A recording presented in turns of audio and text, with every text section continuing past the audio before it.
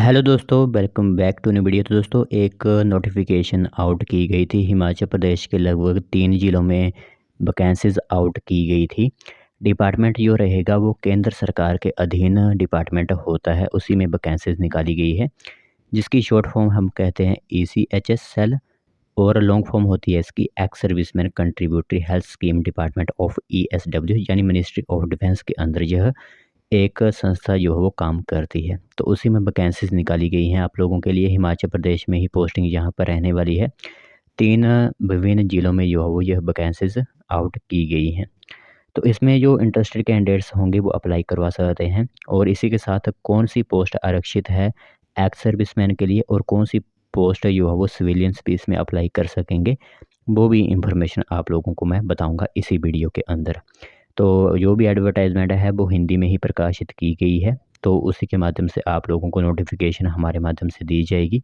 तो जो भी इंटरेस्टेड कैंडिडेट्स अप्लाई करेंगे, यानी उनकी योग्यताएँ वगैरह होंगी, तो वो सिंपली अप्लाई कर सकते हैं इस पोस्ट को। तो चलिए फिर बिना बहस ज़ाये किए हुए जो भी इन्फॉर्मेशन आउट की गई है ECHS सेल के माध्यम से, वो हम आप लोगों को बताते हैं। तो दोस्तों, देख सकते हो नोटिफिकेशन आप सभी लोगों की मोबाइल स्क्रीन पर इस टाइम दिख रही होगी, और लेटर हेड पर आप देख सकते हो भारत सरकार रक्षा मंत्रालय भूतपूर्व सैनिक अंशदायी स्वास्थ्य योजना स्टेशन मुख्यालय जो पालमपुर में है। ठीक है, आप लोगों को ध्यान रखना है कि हिमाचल प्रदेश का जो भी काम होगा वो स्टेशन हेडक्वार्टर पालमपुर में ही स्थापित किया गया है। दूरभाष नंबर यानी मोबाइल नंबर भी दिया गया है। अगर आप लोगों को कोई डाउट है इस भर्ती से जुड़ा हुआ, तो आप इस मोबाइल फ़ोन के ज़रिए जो है वो आप संपर्क भी कर सकते हो।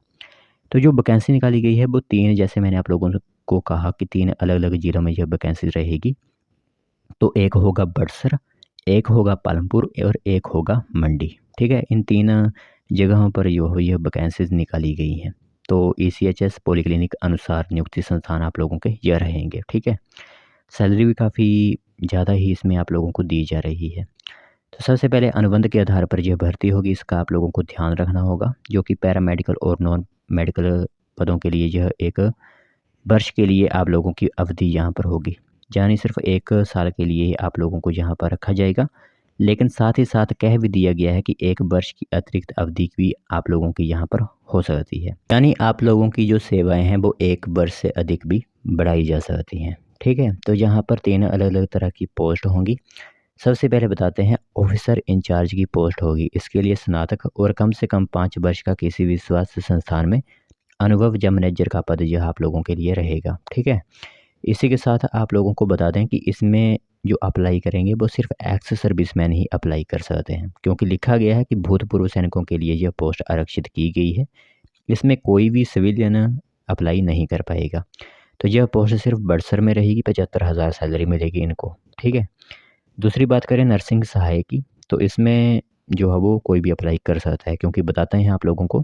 सबसे पहले तो यहाँ पर GNM डिप्लोमा या क्लास 1 नर्सिंग सहायक, साथ ही साथ आर्म्ड फोर्सेस कोर्स और कम 5 वर्ष का जो है अनुभव आप लोगों के पास होना चाहिए। ठीक है, एक पोस्ट रहेगी जो कि मंडी में होगी, 28,100 रुपये आप लोगों को यहाँ पर मिलेगा।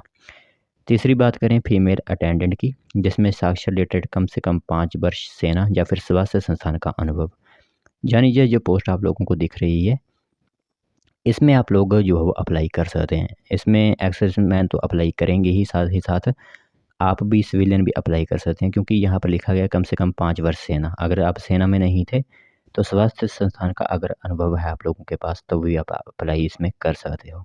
यह आरक्षित नहीं है भूतपूर्व सैनिकों के लिए, और मेरे हिसाब से जो दूसरी पोस्ट है यह भी आरक्षित नहीं है। अगर आरक्षित होती तो पहले की तरह यहाँ पर भी लिख दिया गया होता कि भूतपूर्व सैनिकों के लिए आरक्षित, तो यह आरक्षित मेरे हिसाब से नहीं है। बाकी मैंने जैसे कि आप लोगों से कहा हुआ है कि दूरभाष नंबर आप लोगों को दिया ही गया है, इसके माध्यम से भी आप जानकारी ले सकते हो।